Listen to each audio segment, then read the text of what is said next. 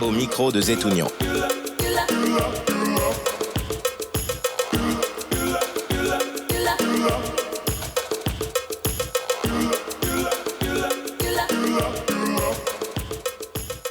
Bonjour à toutes et à tous et bienvenue sur RSL Radio. Je précise que cet entretien a été enregistré le mercredi 28 janvier 2026. Bonjour Daniel Pilodeau, merci d'avoir accepté mon invitation. Bonsoir. Tout d'abord, est-ce que vous pouvez vous présenter pour qu'on puisse mieux vous connaître? Votre nom, votre prénom bien sûr, votre âge et votre métier. Votre ancien métier plutôt. Mon ancien, oui. Je m'appelle Daniel Pilodeau, j'ai 74 ans cette année. J'ai fait plein de boulot. J'ai travaillé dans la poissonnerie, j'ai travaillé au Hall de Rungis. Ensuite, je me suis dirigé vers la photogravure imprimerie.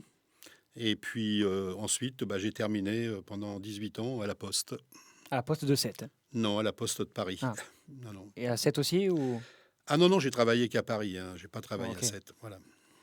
Est-ce que vous avez des passions? On en a un petit peu discuté hors antenne. Est-ce que vous pouvez nous en dire plus pour qu'on puisse un petit peu mieux vous connaître? J'ai deux passions. J'ai la politique en premier et puis en deuxième, je dirais la musique. Vous avez fait de la musique. Je joue encore un peu, mais bon, j'ai mes doigts qui commencent à être un peu engourdis avec l'arthrose, quoi. Mais sinon, je joue toujours un peu, ouais. Alors, c'était quoi vos instruments du coup? Mes instruments principaux, ça a été d'abord les percussions, puisque j'ai été percussionniste. D'abord la batterie, ensuite les percussions, ensuite la guitare, et puis le chant et la basse. Maintenant, je suis à la basse.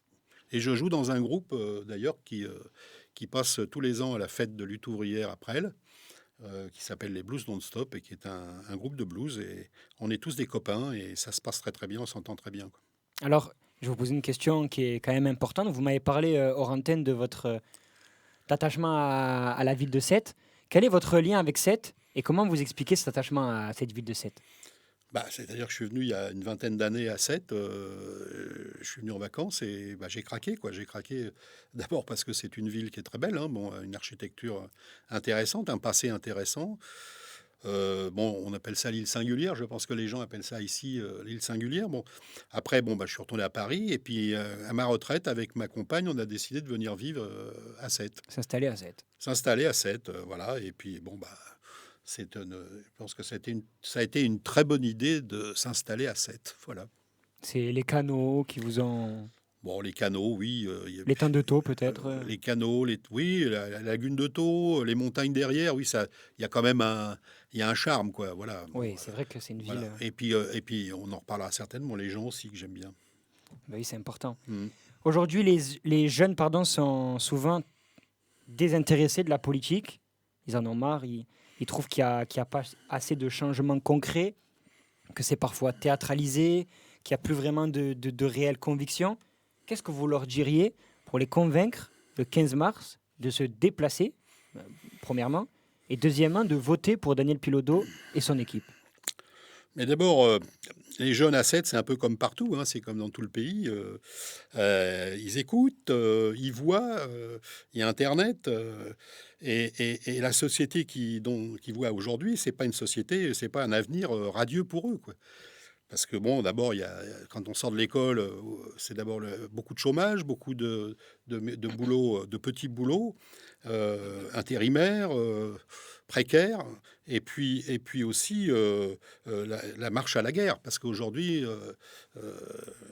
la situation générale, mondiale, hein, avec les impérialismes américains et puis la Russie et la Chine...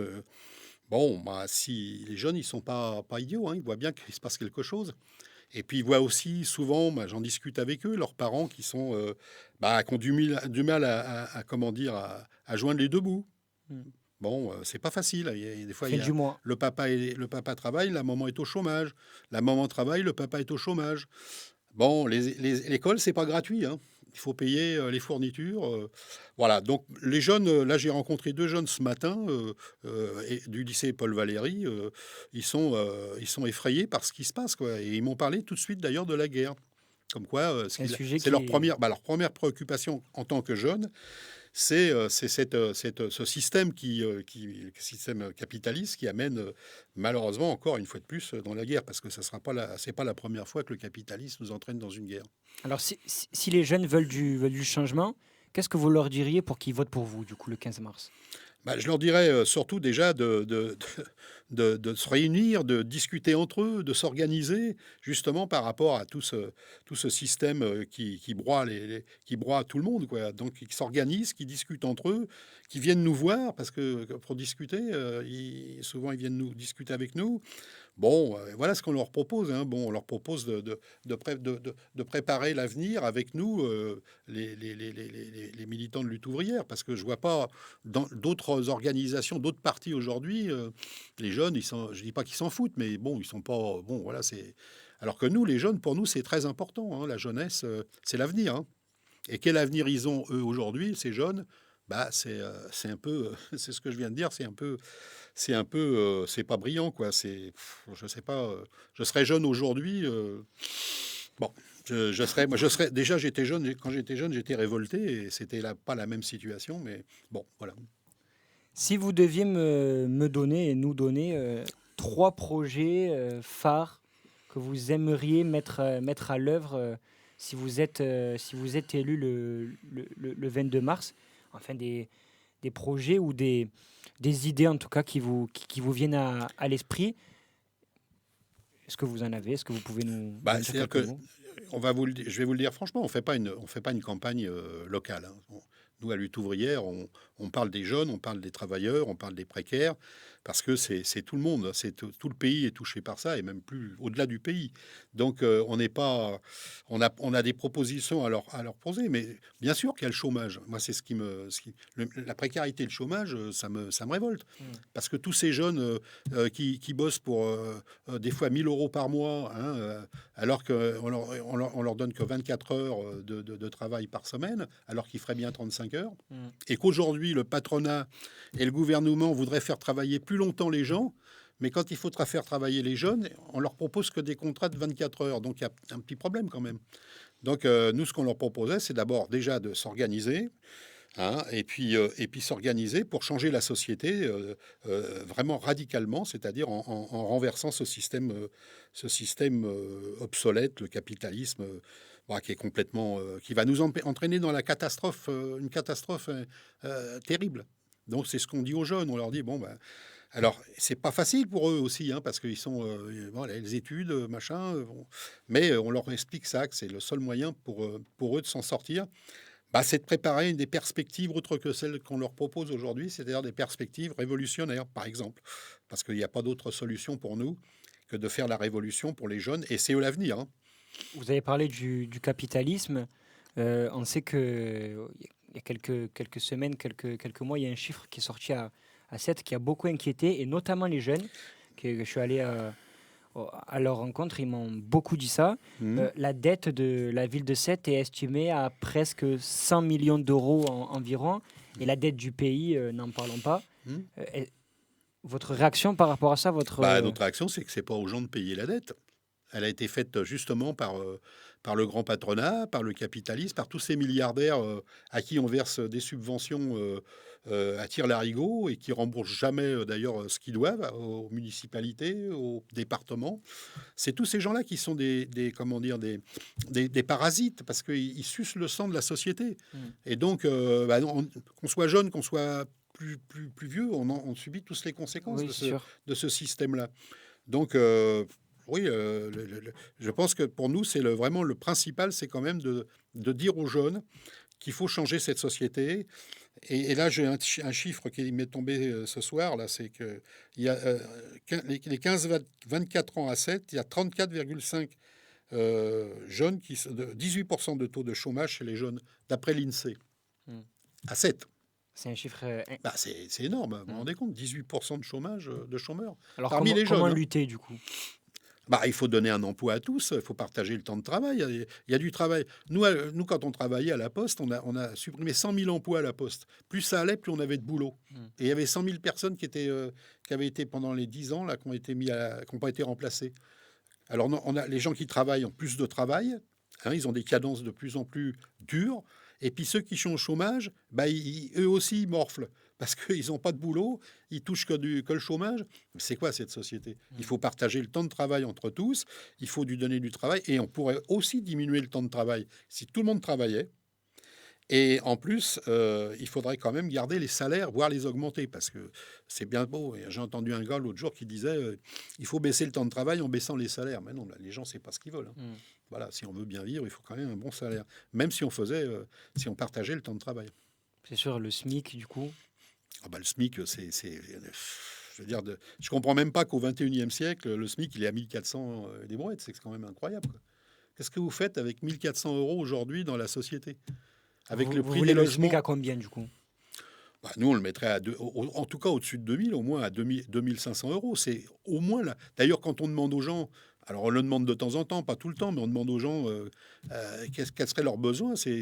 Ils n'osent même pas dire 2000 €. Ils disent avec 1500 €, ça irait. Parce qu'ils n'imaginent pas avoir un jour 2500 € pour vivre. C'est ce qu'il faudrait aujourd'hui. En calculant bien, quand il faut payer les loyers, quand il faut payer l'électricité, la voiture. Bon, vous avez les factures, toutes les factures obligatoires que vous avez à la fin du mois, vous n'avez plus que dalle. Et puis, d'ailleurs, les gens qui vivent avec le SMIC ou même un peu au-dessus, ils ont la troisième semaine du mois, voire les 15 jours, les derniers 15 jours, ils ont plus de quoi remplir le frigo, ils ont plus de fric. Donc le pognon, il va à un côté de la société, mais il va pas à l'autre. Il va pas à ceux qui travaillent, ceux qui veulent.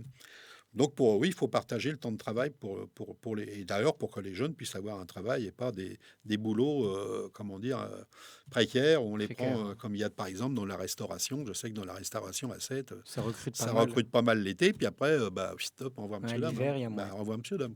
Ils peuvent aller au sport d'hiver, mais il y a de moins en moins de neige, donc je ne sais pas comment ils vont faire pour travailler. Le logement, c'est un sujet important. Aujourd'hui, c'est difficile de se loger à 7. Le foncier a beaucoup augmenté. Oui. Comment vous pourrez potentiellement aider les jeunes ou les moins jeunes à se loger à 7? Je sais qu'on en a parlé hors antenne. Oui. Ça touche toutes les générations, ce problème de logement à 7. Le parc du logement à 7, c'est une catastrophe. À 7, et d'ailleurs, dans tout le... pareil, je reviens toujours à tout le pays. Et il y a un manque de logements. On ne construit pas de logements sociaux. Il y a un manque de logements. C'est criant, quoi.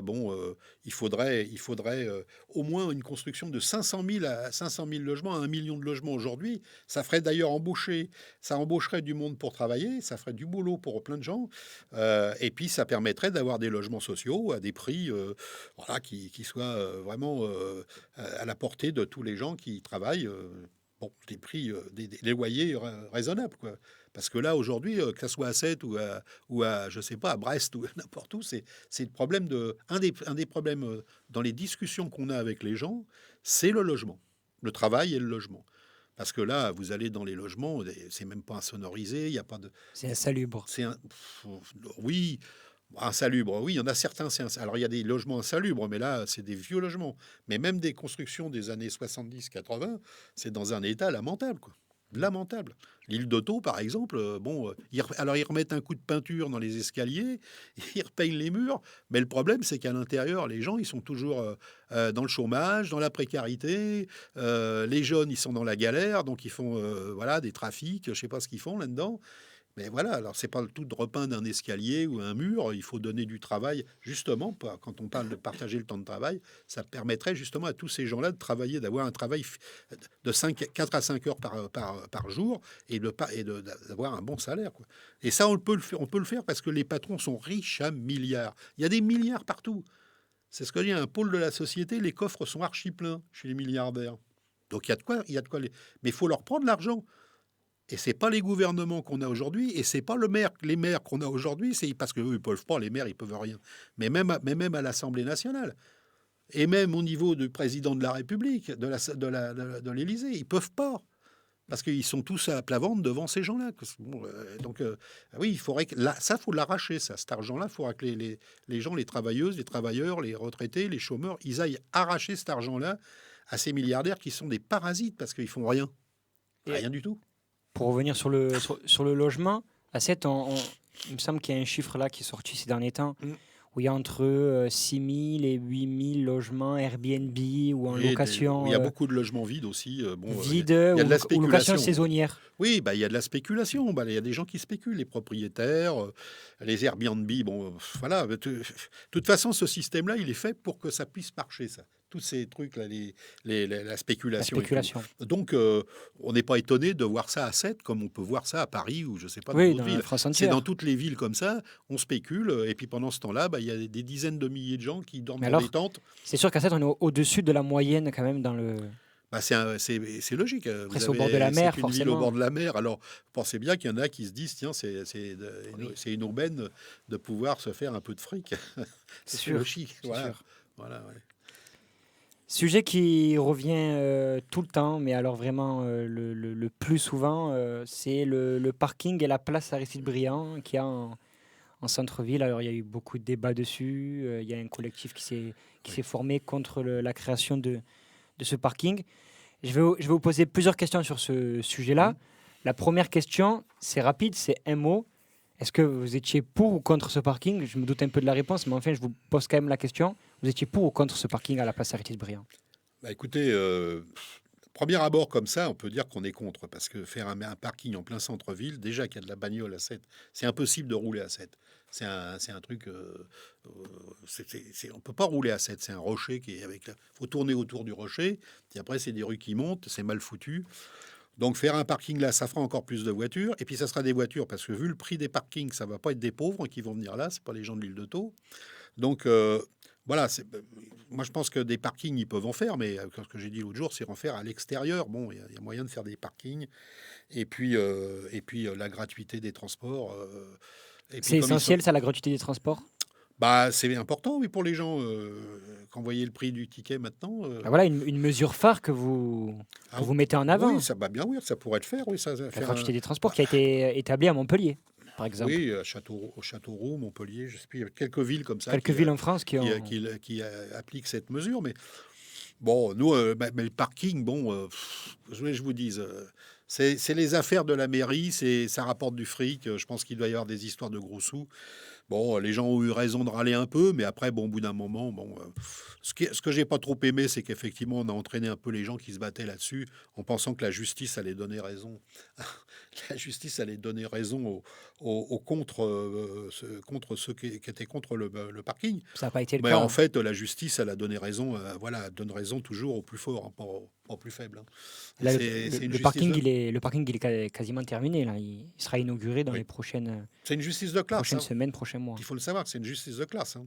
C'est vraiment une justice de classe qui mène la lutte et qui est des piliers du système et de l'État bourgeois en France, hein, et Et, dans d'autres pays aussi. et du coup, ce collectif de contre ce parking qui s'est Oui, établi, on peut les citer, c'est le collectif Banc Public. oui, oui, oui.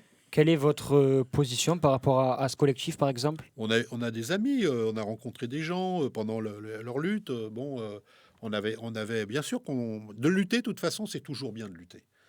Vous partagez leurs convictions, Même du si on coup. perd, on a gagné quand on lutte. Voilà. Moi, c'est ce que je dis toujours. Maintenant, partager leurs convictions. S'il y avait, je partageais des convictions, oui, en discutant avec eux, mais c'est pas notre truc, c'est pas le parking. Notre truc, c'est vraiment, C'est plus large. c'est plus large. C'est quand même ce que je disais. Après, eux, pour le coup, c'est le collectif du parking. Ils vont passer un cas plus large. Et puis vous, votre parti, pour le coup, c'est national. Donc, Bah oui, ils nous ont dit que c'était local. Moi, j'ai dit, moi, je suis pas local. Je suis internationaliste. Je suis pour que la société, tous les travailleurs, ça concerne tous les travailleurs. Bon, ça a donné du boulot peut-être à des travailleurs, le parking, mais bon, ils se sont fait d'ailleurs une fois engueuler. J'étais là, à ce moment-là, il y a des gens qui engueulaient les travailleurs, des gars, des immigrés, hein, qui travaillaient dans le trou, là. Ils se faisaient engueuler par des gens qui les traitaient de tous les noms parce qu'ils creusaient un trou. J'ai été les voir, j'aurais dit, mais c'est les travailleurs c'est des gens qui travaillent, là. c'est pas C'est eux pas qui eux ont. c'est pas eux. Eux, ils viennent pour travailler, pour gagner leur croûte. C'est pas eux qui ont décidé de faire un parking. Allez voir la mairie ou je sais pas le département. Enfin, tous ceux qui sont au-dessus et qui vont, ça va leur rapporter du pognon. Ah, pour le coup, c'est pas le département, parce que le département Oui, n'est c'est pas. la mairie. C'est la mairie. C'est la Ouais, mairie. c'est la Oui, mairie, oui. Bah, je dis le département. C'était le grand projet de François Commen pendant sa campagne en 2020. Et il a été élu sur ce projet. Donc, Oui, bah, il a été élu. est-ce qu'on peut dire que c'est une conséquence démocratique? Le vote a été a été donné aux Sétoises et aux Sétois. Ils ont élu François Commen et du coup, il a fait son parking. Bah, je sais pas, mais en tout cas, je sais pas si c'est démocratique, parce que moi, je trouve que le système dans lequel on fonctionne et dans lequel on vit aujourd'hui, il n'est pas démocratique. Alors, je vois pas pourquoi la mairie serait plus démocratique que tout le reste. Mais voilà, bon, bah, il aurait fallu que les gens interviennent. Ça, c'est les gens interviennent dans les discussions, interviennent à la mairie. Il devrait y avoir ça. C'est une démocratie directe où les gens interviennent dans la discussion. Et je suis sûr qu'il y a plein de gens de Sète qui auraient dit non. Voilà. Pour Pourquoi un que parking à cet la endroit-là? population, en fait, intervienne directement Oui, dans les voilà. décisions prises Mais bien sûr, par les instances de la mairie, mais de la municipalité. bien sûr, il faut que les gens se mêlent de faire C'est de la encore un politique. projet phare. C'est le deuxième déjà. Comme quoi, quand on creuse un peu... C'est le cas de le dire, oui. C'est quand on creuse un peu. Mais ce que je voulais dire, c'est qu'il faut que les gens, bah oui, fassent de la politique, s'intéressent à la vie, à leur sort, parce qu'aujourd'hui, Et à leur ville, du coup. Bah, à leur ville, s'ils veulent, à leur ville ou à leur travail. À leur pays, Parce que après. quand vous allez au boulot, moi j'ai connu ça, quand vous allez au boulot, vous laissez allez au vestiaire, vous laissez vos idées politiques. Hein. Quand vous êtes dans la boîte, bah, c'est pareil là. On laisse pas aux gens le droit d'intervenir, de dire ce qu'ils ont envie de dire. C'est je veux pas du parking. Si la majorité des gens veulent pas du parking, on ne fait pas le parking. Mais ça ne va pas rester sur le parking parce que. Non, mais pour changer, mais on va rester quand même dans le même sujet. Au-dessus du parking, il y a une place qui va être... Oui. Cette place, beaucoup à 7 ont grandi dessus. C'est la place centrale du centre-ville. Alors, il y avait les jeux pour enfants. Il y a beaucoup de personnes qu'on rencontre avec RSL qui ont appris à faire du vélo sur cette place. Patin roulette, peut-être. Certains, patin roulette. Certains ont appris sans doute peut-être à marcher sur cette place. C'est une place vraiment qui est importante pour la ville. Oui. Quel est l'avenir de cette place? Enfin, qu'est-ce que vous ferez sur cette place-là? Bah, Au-delà des commerces qui sont déjà installés, bien sûr. Hein, bah, les gens, je comprends qu'ils soient, comment dire, c'est une partie pour beaucoup de leur vie, hein, de leur jeunesse. Hein. Bah, nous, ce qu'on ferait, on ferait des grands forums avec les travailleuses et les travailleurs, les chômeurs, les retraités, pour discuter de la politique qu'on devrait faire, justement, en tout cas dans leur cadre de vie à eux, là. S'il fallait faire quelque chose, ça serait ça. C'est d'ailleurs des grands forums, des grandes discussions pour améliorer notre vie. Mais nous, ce qu'on veut, c'est que les gens interviennent dans tous les décisions. tous les sujets. Ça, c'est le grand projet. Bah, c'est que la population, les travailleurs, les jeunes, les retraités, c'est-à-dire toute la population. Le monde du travail, toute notre classe sociale interviennent dans les discussions et prennent des décisions démocratiquement qui seront élus surtout. Avec une majorité de gens. Ben, on veut pas de la place, on veut pas du parking, et ben il y a pas de parking. Des propositions concrètes pour l'avenir. Bah, pour la vie des gens, pour la vie des gens. Vivre au moins dignement et dans de bonnes conditions. Mais là, bon, c'est très respectable en tout cas. Bah, c'est respectable. C'est en la vision à nous, à Lutte ouvrière, ça a toujours été de donner la parole à notre classe sociale qui l'a pas d'ailleurs. C'est une forme. Personne leur donne la parole à part pour les élections tous les 5 ans ou tous les 6 ans pour voter. Et puis après, vous ne pouvez plus la ramener. Quoi. Vous pouvez aller manifester, oui. C'est une forme de démocratie participative, mais on y reviendra un petit peu tout à l'heure. Moi, je dirais une démocratie plus directe, une démocratie, comment dire, nous on appelait ça des conseils, hein, des conseils ouvriers, c'est-à-dire que les gens décident de ce qu'on va faire, une voiture, comment on va la faire, de ce qu'on va faire un parking, de ce qu'on va. C'est aux gens de décider. C'est pas à des gens qui sont au-dessus de nous, qu'on a élus ou pas élus, qui vont décider. Les patrons, ils sont jamais élus. Certains vous répondraient que c'est aux gens de décider, mais par le vote. Qu'est-ce que vous leur... on peut voter à main. Moi, je suis d'accord pour le vote à main levée. Pour les grèves, pour le vote électoral. En votant, par exemple. C'est mieux de voter à main levée. Moi, je préfère le vote direct. Hein, parce que après, si on devait réunir presque 50 000 personnes à 7 à main levée... Ouais, bon, faut faire ça dans des conseils, dans des endroits. C'est pas le plus dur à faire. Ça. Le plus dur à faire, c'est que il faut que les gens aient conscience que c'est possible pour eux de le faire. Moi, c'est ce que je leur dis. Prenez conscience que c'est possible, que vous pouvez avoir... Tout est possible. Le droit de choisir votre sort. Parce que là, vous ne l'avez pas. Vous votez tous les 5 ans, vous ne votez pas, et puis vous ne savez pas. Et puis un coup que vous avez voté, bah, vous êtes déçu parce que le gars que vous avez élu fait le contraire de ce qu'il a dit, les promesses. Donc c'est pour ça que la démocratie directe, c'est quand même beaucoup plus... voilà, on élu, La démocratie directe. voilà, on élit des gens et les gens sont nos représentants. Et si jamais la personne qu'on a élue pour un quartier, par exemple, pour un arrondissement, si jamais il trahit ce pourquoi on l'a délégué, hop, il retourne dans le rang. Voilà. Au micro de Zetounian. Voilà, donc on va passer à la question suivante, un sujet qui est très important à Sète. Sète, c'est une ville qui a une richesse culturelle complètement folle au niveau des artistes et plus largement, il y a une culture à Sète qui est assez diverse, mais qui est impressionnante, qui impressionne beaucoup les touristes, les visiteurs. Est-ce que vous avez des propositions sur la culture sétoise ou est-ce que vous avez des avis sur la culture sétoise? On sait qu'il y a plein de musées. Je ne sais pas si vous êtes intéressé par les musées, mais par exemple, il y a le Miam, il y a d'autres musées. Quelles sont vos propositions par rapport à la culture sétoise? Bah, nos propositions, c'est que d'abord, pour avoir accès à la culture, faut déjà avoir des sous. C'est déjà une première chose. Et qu'il y a quand même une proportion de la vie de la population dans ce pays. Elle n'a pas les moyens de se payer des cinémas, des musées, parce que tout est payant quand même. Hein. Bon, il y en a quelques-uns gratuits. Mais Donc il faudrait établir des tarifs réduits. Bah, il faudrait établir que les gens puissent avoir, je vous dis, les moyens, c'est-à-dire des salaires, des retraites, des pensions. En augmentant les salaires, en augmentant le SMIC, par exemple, ça pourrait permettre à une plus grande partie de la population de pouvoir se permettre de se diriger vers les musées, vers le cinéma et vers des options plus culturelles. Oui. En plus, toute la culture aujourd'hui, depuis d'ailleurs des décennies, elle est aux mains quand même de la bourgeoisie en France, que ce soit le cinéma, le théâtre. C'est quand même On a un beau théâtre à Sète. Oui, vous avez un très beau théâtre. Oui. Il est magnifique le théâtre Molière. Oui. J'ai d'ailleurs assisté à une grève des gens qui y travaillent il y a quelques années de ça. Bon. Mais pour dire que voilà, il faut que la culture soit comment dire, pareil, ça soit comme la politique, comme tout, il faut que ça soit démocratique, mais à démocratie directe, c'est-à-dire que les gens puissent discuter. Est-ce qu'on va passer... même les programmes, ça pourrait être discuté. Ouais, parce que là, on nous impose des programmes. Hein. Bon, la programmation. Il faut bien qu'il y ait une programmation, mais les gens, si vraiment ils s'intéressaient à la culture, avec les moyens qu'on pourrait leur donner, peut-être qu'ils changeraient les pièces de théâtre, les films. Et puis, il faudrait aussi que la culture, elle soit aux mains de la classe ouvrière, parce que la classe ouvrière, elle a beaucoup de choses à dire au niveau culturel, dans le cinéma et dans le théâtre et dans la musique. Voilà, il n'y a pas de raison que la classe ouvrière n'ait pas accès à ça et n'ait pas aussi l'accès de pouvoir le faire aussi.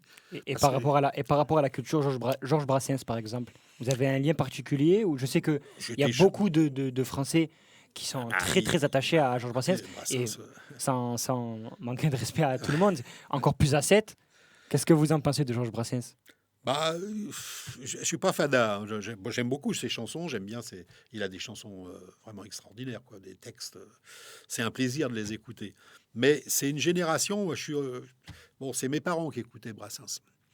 Vous avez le souvenir de vos parents qui écoutent Brassens? Des disques de Brassens, des disques de comment il s'appelle, celui qui est mort là, Brassens aussi, mais Léo Ferré, Jean Ferrat, j'avais ça comme musique étant jeune. Et puis après, un jour, j'ai acheté un 45 tours d'un groupe de rock américain qui s'appelait les Birds. J'ai écouté ça, je me suis éloigné totalement de Georges Brassens. Mais c'est pas que j'aime pas Georges Brassens, non, mais bon, mais y a pas de... voilà, j'ai dit que bon, alors il fait partie de la ville. Rock. Il fait partie de la ville. Alors c'est vrai qu'on entend souvent Brassens. Quand je vais à Paris, mes copains, alors tu es Brassens. Je dis non, Brassens. C'est l'ADN de notre ville. Hein. Oui, il y a autre chose quand même que Brassens quand même, que l'ADN de. Il y a Paul Valéry. Oui, bien sûr. Non mais après, c'est sûr que quand on parle de culture à Sète, quand on revient dans le passé, ce qui ressort en premier, que ce soit dans le touriste et même dans la jeunesse, c'est l'image de Georges Brassens. Je sais pas, chez les jeunes, je pense qu'ils ont peut-être d'autres maintenant. Il y a le musée Georges Brassens. Il y a le cimetière, au cimetière des pauvres, oui. Oui, bien sûr, Brassens, c'est une marque un peu. Il avait des luttes aussi, Georges Brassens. Comment? Il luttait beaucoup, Georges Brassens. Alors, il luttait à sa façon, hein. Bon, je sais pas comment il se revendiquait un peu, bon, un peu anarchiste. Et encore, je suis même pas sûr. Je crois qu'il était Il me semble je crois qu'il qu'il était. était assez éloigné quand même de la politique, mais ses chansons étaient politiques. Il pouvait avoir des textes très saignants. On dit qu'à partir du moment où un texte est profond, pardon, il est souvent politisé. Oui, profond, je sais Pas pas, mais forcément d'un parti politique, mais je veux oui, dire, mais il était incisif comme il y a un garçon. message derrière. Ouais.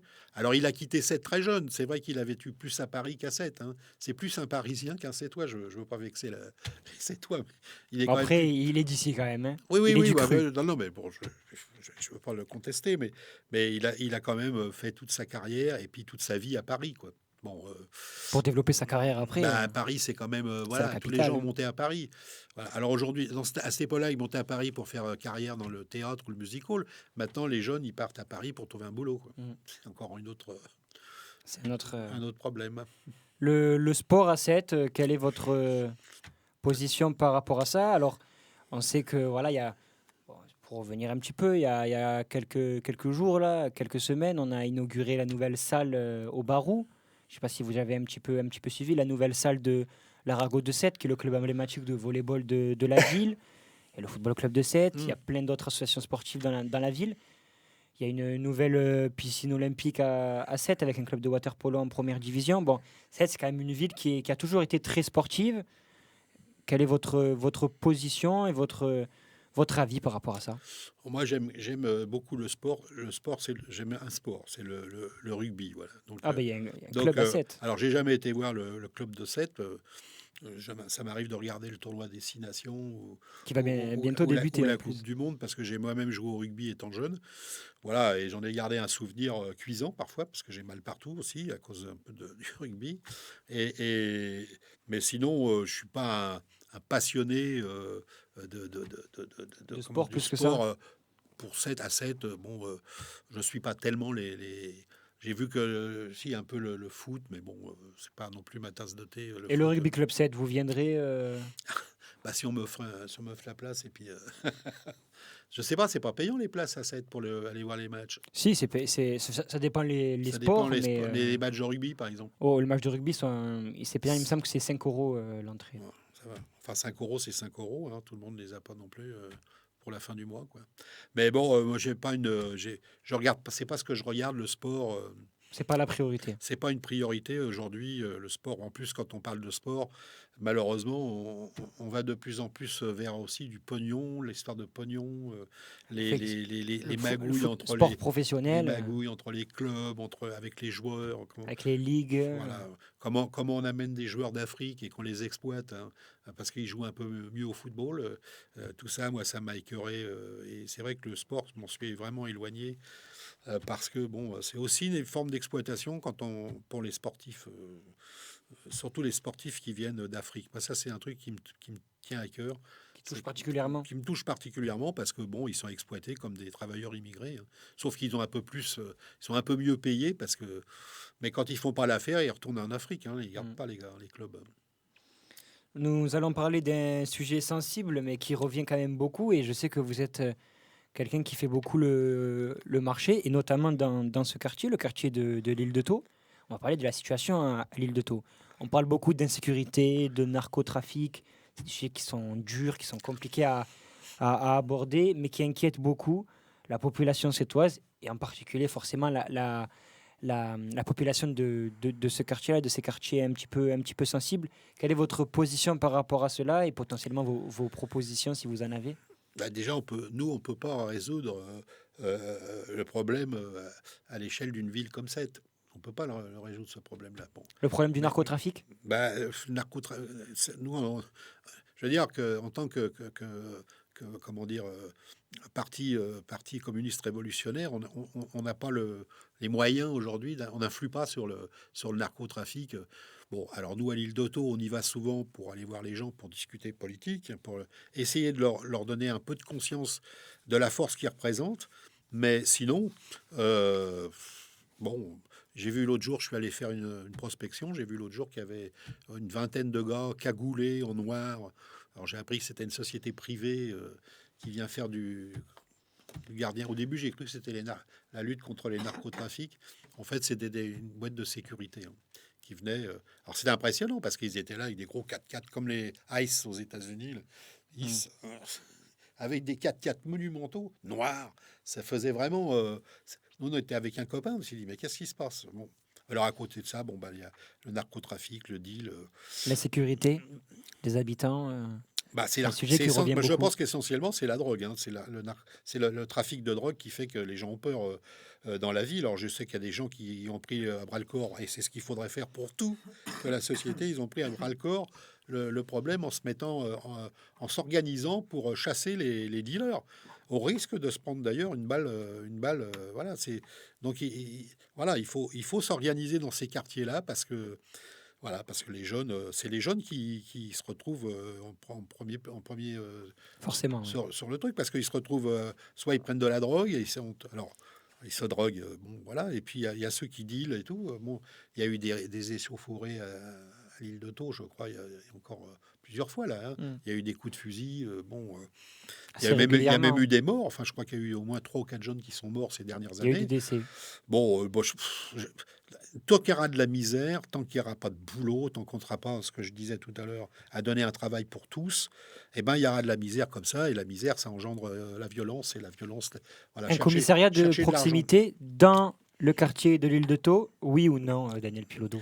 Non, je préfère que les gens s'organisent eux-mêmes, parce qu'un commissariat, j'ai connu ça, moi, les commissariats de proximité à Paris, en fait, Ça fonctionne pas? Non, mais c'est pas ça, c'est qu'ils avaient pas assez ils avaient pas assez De comment dire, main-d'œuvre, de gens, de ils avaient pas assez, il travailleurs. y avait pas assez de policiers, il y avait pas assez de, comme les gens qui font qu'on appelle dans les cités un peu qui font les médiateurs un peu avec les jeunes, c'est pareil. Bon, il y a eu un temps, ça s'est fait, puis maintenant ça se fait plus, parce que bah, il y a plus les moyens de le faire, et puis ceux qui le font, ils se retrouvent confrontés à des choses qui peuvent pas, ils peuvent pas faire grand chose, quoi. Mm. Donc nous on dit que c'est à la population dans ces cités-là, alors pas qu'à Sète, dans toutes les cités, là où il y a de la misère, c'est aux gens de prendre comme on fait ces femmes-là, bah, c'est-à-dire s'organiser pour discuter. Nous, on discute avec les jeunes, pour discuter avec les jeunes, et leur dire que leurs parents, bah, ils travaillent. Voilà. Et puis, bon, bah, il n'y a pas de boulot pour eux, il n'y a rien. Donc, l'argent, bon, c'est, voilà, en trafiquant, c'est un peu. Et puis, ça, c'est des petits trafiquants, c'est que dalle, ça. C'est pas eux, le narcotrafic. C'est pas les jeunes de 7. C'est les narcotrafiquants, ils sont pas là, hein. Ils sont pas à 7, hein. Ils ont des téléphones. C'est comme quand on trafique sur le blé, sur les échanges commerciaux. Ils sont pas à 7, hein. Mm. La drogue, elle arrive par le port, peut-être, je sais pas. Enfin, par quel. C'est un port ouvert, donc après. Beaucoup de gens en plus comment dire, euh, chez les députés, ministres et tout, voire même à l'échelon plus en dessous, c'est quand même de laisser la drogue. Il y a deux choses qui les intéressent. D'abord, ils font du fric avec, hein. Et puis deuxièmement, ils préfèrent une jeunesse comme ça, qui est comment dire, un peu envolés là comme ça parce qu'ils prennent de la drogue, que plutôt des jeunes qui se politisent et qui pourraient un jour leur botter les fesses, parce que c'est ça qu'ils ont peur.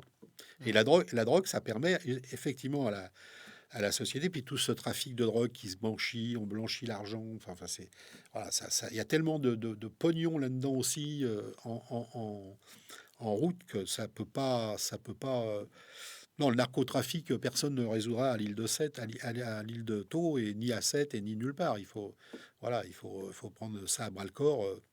Voilà, il faut éradiquer le trafic de drogue à la base, quoi, déjà.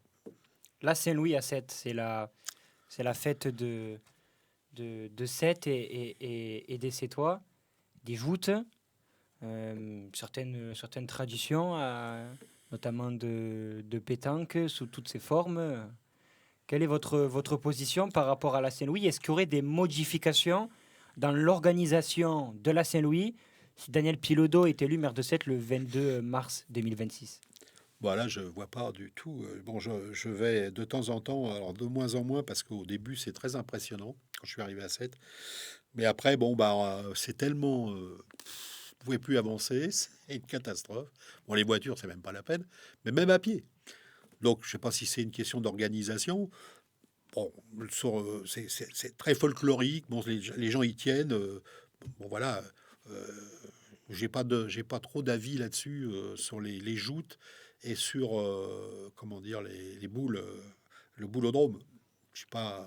Aucun avis sur ça, sur ce sujet-là. Non, c'est bien que les gens aillent voir ça. Bah, il y a beaucoup de touristes d'ailleurs. D'ailleurs, il y a beaucoup plus de touristes qui vont voir les joutes que des Sétois. Parce que les Sétois, ils sont peut-être un peu blasés, un peu lassés de voir les. Oh, pas tous, mais Pas tous, mais il y en a qui doivent se dire bon. En plus, il y a les joutes du Chaland, il y a plusieurs clubs, voilà, enfin plusieurs endroits. sociétés qui sont dans Bon, plusieurs endroits. c'est un moment de gaieté, d'amusement pour les gens, voilà. Par contre, je suis impressionné, oui, la première fois, j'étais impressionné par, par les jouteurs. Oui, c'est vrai que c'est des costauds. Hein.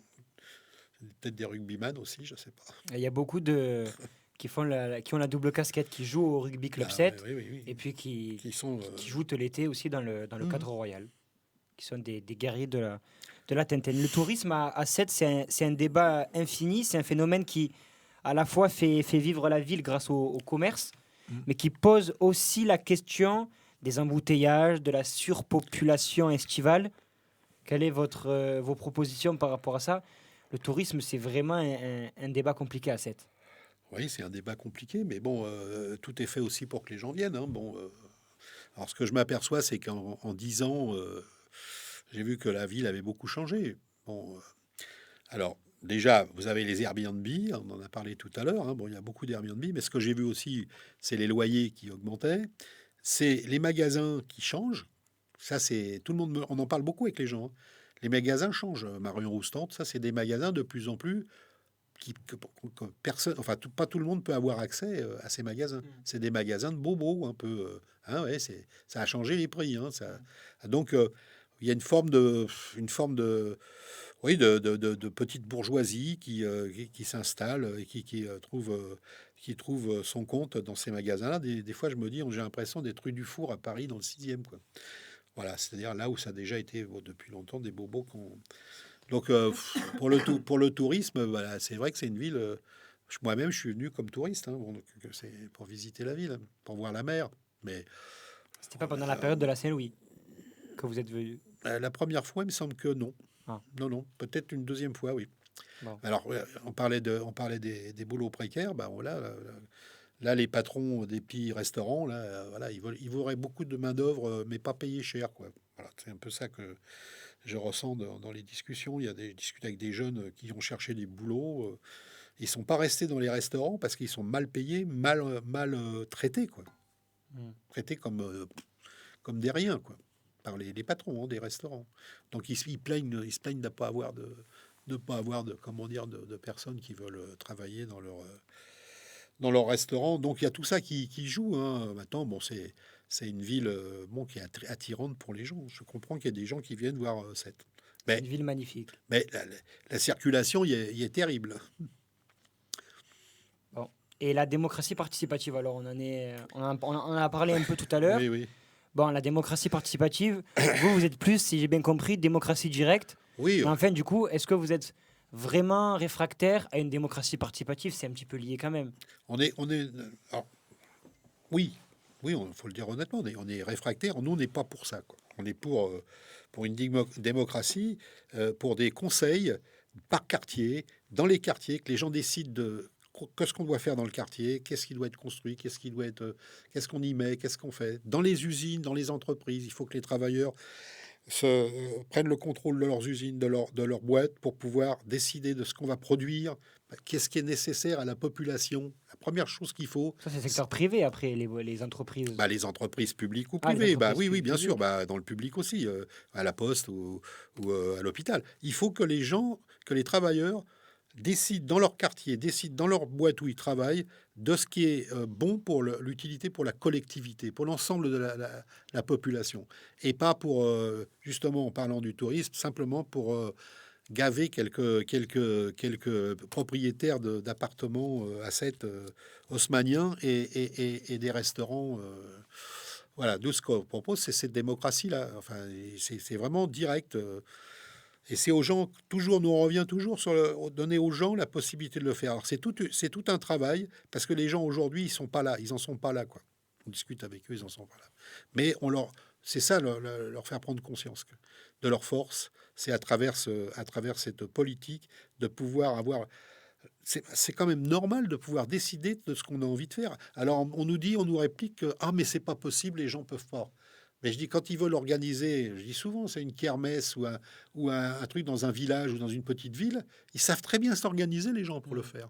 Très, très bien, hein.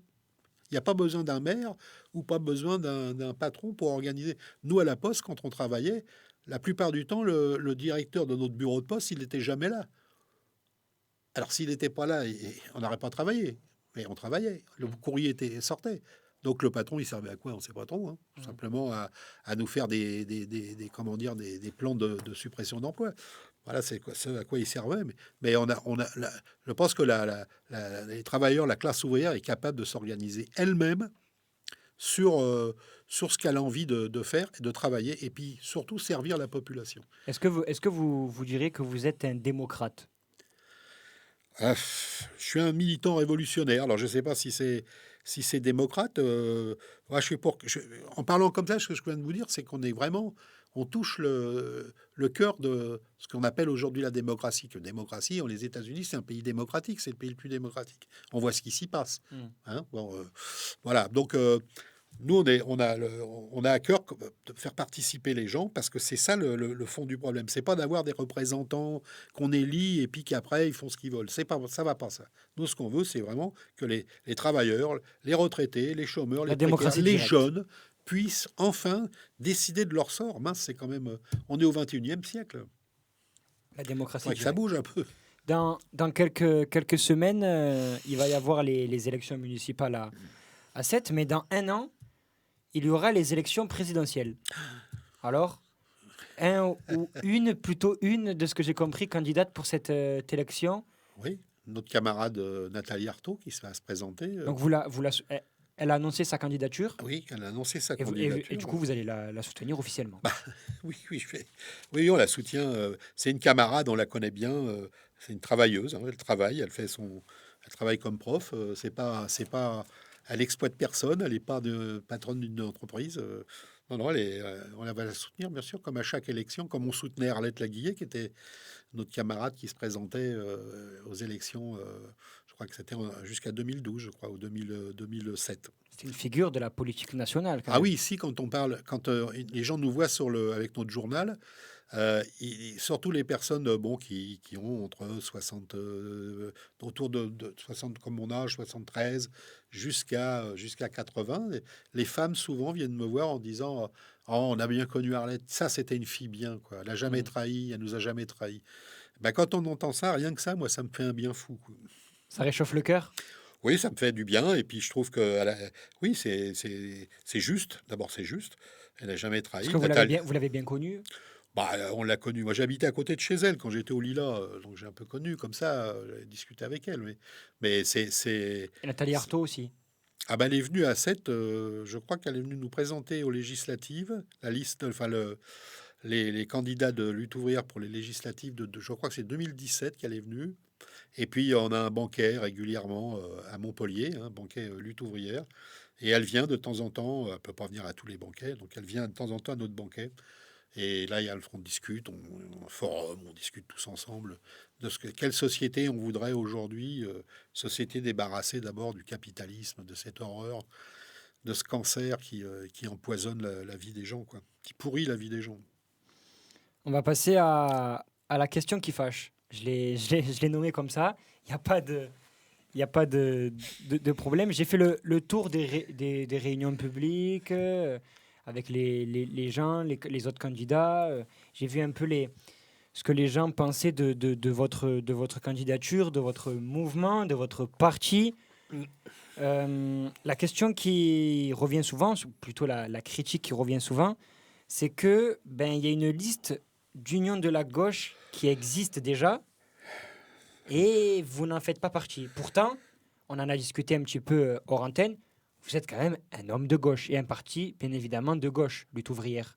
C'est un parti de gauche. Alors, la question, elle est simple et elle revient souvent. Et d'ailleurs, je vous laisse l'occasion d'y répondre. Ça risque d'intéresser du monde qui devrait faire un choix pour les électeurs de gauche entre votre liste, celle de Madame Seguin et la liste de M. Denaja. Alors, qu'est-ce que vous leur répondrez à ces gens-là? Bon, d'abord, Lutte ouvrière, c'est avant tout une organisation communiste internationaliste. Hein. Bon, euh, nous sommes des communistes révolutionnaires. Donc, on n'est pas sur la même longueur d'onde que les partis de gauche. Alors déjà, on n'est pas de gauche puisqu'on est communiste révolutionnaire. Et puis, bon, la gauche. Voilà, je ne sais pas si c'est la gauche que ça c'est aujourd'hui, la gauche, quoi. Euh, Quand on voit les trois personnes qu'on a eues, comment dire, Mitterrand, Jospin et Hollande, qui se revendiquaient de la gauche, hein, bon, socialistes, il y avait des communistes aussi dans le gouvernement de l'époque, ils nous ont trahis. Parce que j'emploie le mot trahison. C'est vraiment le mot qu'il faut utiliser. C'est pas des erreurs. Non, ils nous ont trahis. À chaque fois, ils ont fait présenter qu'ils allaient faire une politique pour la gauche, pour les travailleurs, améliorer leur sort. Et ils ont fait l'inverse. C'est-à-dire qu'ils ont continué à arroser le patronat, le grand patronat. Donc on n'est pas d'accord avec ça. Et ça, là-dessus, on peut pas être d'accord. Je discute avec des gens qui vont voter la nouvelle page, je crois que c'est ça. Hein. Donc, Nouvelle page pour 7 avec le RSEB. voilà, donc je discute avec les gens, ils viennent me voir, mais pourquoi? Parce qu'ils ont peur de l'extrême droite. Alors ils viennent nous dire, ah oui, mais pourquoi vous vous mettez pas avec eux, avec la liste de Laura Séguin? Parce qu'on n'a pas la même politique, on ne raisonne pas de la même façon. Pas la même vision. Mais c'est pas la même, le raisonnement, mais pas le même. Même le raisonnement n'est pas le même. Tout ce que je vous ai dit tout à l'heure que c'est les travailleurs, c'est la grande part, le plus grand nombre de la population qui devrait pouvoir, comment dire, prendre son sort en main. Eux, c'est pas ce qu'ils pensent. Eux, ils pensent qu'ils doivent aller à l'Assemblée nationale, qu'ils doivent être président de la République, député, pour gérer les affaires. Mais les affaires de qui? Pas des travailleurs, les affaires de la bourgeoisie, de la gauche, de les filles, jusqu'à l'extrême droite. Alors, on fait quand même la différence quand même entre la gauche, enfin ce qui s'appelle aujourd'hui la gauche, parce qu'il n'y a même pas le nom de gauche. Vous avez vu le nom de gauche, vous? Sur le truc de la nouvelle page, il n'y a même pas le mot gauche. Je ne sais même pas s'ils mènent leur cycle. Donc, Union de la gauche et c'est des marqué, des des écolos. Ouais. Ben, nous, on fait quand même la différence entre la gauche et l'extrême droite. Notre pire ennemi, c'est l'extrême droite. Ça, on est d'accord. Je le dis aux gens. Le pire ennemi, c'est le Rassemblement national. Ah, le pire ennemi, c'est l'extrême droite. Le Rassemblement national, on peut l'appeler comme on veut, mais c'est tous ces gens qui font les fonds de poubelle en parlant de l'immigration, leur fonds de commerce. Ils ont que ça à dire. Mais les travailleurs immigrés en France, c'est quand même ceux qui payent leurs impôts, qui travaillent, qui enrichissent les patrons. Tous ces grands patrons, ils travaillent dans les usines, ils travaillent partout. Les éboueurs, tous ces gens-là, les gens du bâtiment, ce sont des immigrés.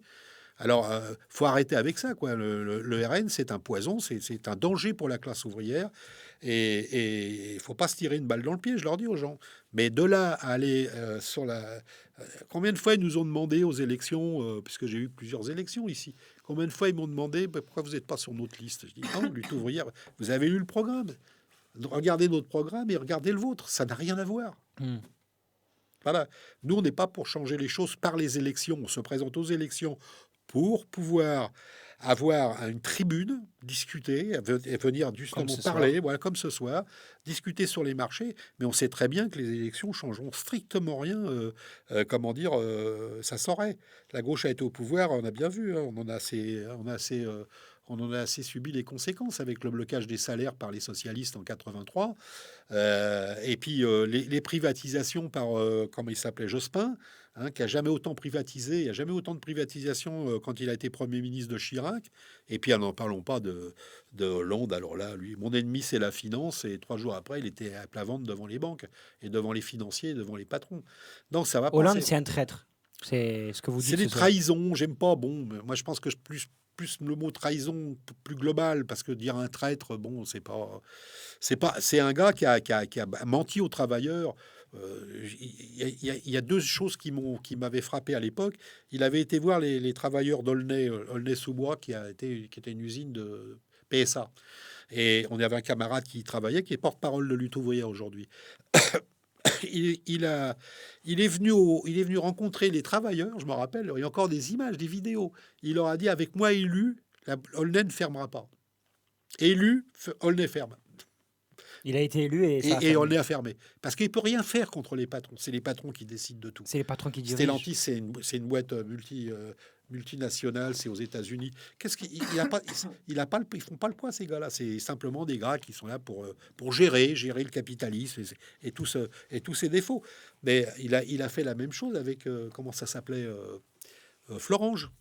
Il est monté sur une estafette pour dire aux travailleurs avec moi, Florange ne fermera jamais. Et puis alors il y avait un gars de la CFDT qui a, hein, on peut croire toutes ces promesses. Il y a que ceux qui y croient qui peuvent. Il a cru que ça allait changer avec Hollande. Bah, il a été déçu. Hein. Bon. Mais enfin, après, il a été ministre européen, ce syndicaliste de la CFDT. Voilà, il a été élu. Il a été pas ministre, il a été élu député européen. Si vous deviez poser ou dire quelque chose, ou poser une question à un autre candidat ou une autre candidate, on a parlé de Laura Seguin, qui est la candidate de l'union de la gauche et de la gauche radicale. On a parlé du RN. Bon, le candidat Rassemblement National à 7, c'est Sébastien Pacul. On a cité que deux candidats, mais il y en a d'autres. Il y a le maire sortant, on en a parlé hors antenne. Si vous deviez leur dire quelque chose, à un en particulier ou à tous, je vous laisse la parole. Bah, ils sont venus Faire passer un message. Comment dire, la nouvelle page, ils sont venus me dire bonjour sur le marché, ils ont été très corrects. Moi, je dis toujours bonjour. Hein. Je suis un garçon, Donaja est venu aussi me dire bonjour en disant qu'il me préférait à LFI. Je ne sais pas s'ils seront au deuxième tour ensemble. En tout cas, ils ont annoncé que non. Normalement, oui, il y aura mais pas les de... annonces, j'ai entendu la même chose en 2020 de la part de 7 ensemble à l'époque et Donaja. Non, jamais je me mettrai au deuxième tour. Au deuxième tour, ils étaient sur la même affiche. Donc, bon, pour moi, tout ça, c'est quand même... c'est blanc bonnet, bonnet blanc. Enfin, c'est tous la même chose. Maintenant, s'ils veulent venir discuter, moi, j'ai rien. J'ai discuté avec Blasco une fois. Voilà, bon, c'est un gars très gentil. On pourrait même aller manger une tielle ensemble. Je veux dire. Mais voilà, quoi. Ça s'arrête là. On est tellement. Nous, on est près des préoccupations des gens. Eux, ils ne le sont pas. Donc, c'est ça qui nous différencie. Voilà. Ils font leur truc pendant les élections. Ils vont à l'île de Thau, blablabla. Bon, tous les 5 candidats. D'ailleurs, je tiens à signaler que j'ai appris par le Midi Libre que je ne serai pas invité le 20 février au débat organisé pour la ville de Sète, pour les municipales. J'ai eu le directeur du Midi Libre de Sète. Il m'a confirmé que je n'étais pas invité. Alors je lui ai demandé pourquoi. Il m'a dit c'est une question d'organisation, de temps, de parole. J'ai dit écoutez, donnez-moi le numéro de téléphone son adresse email au directeur du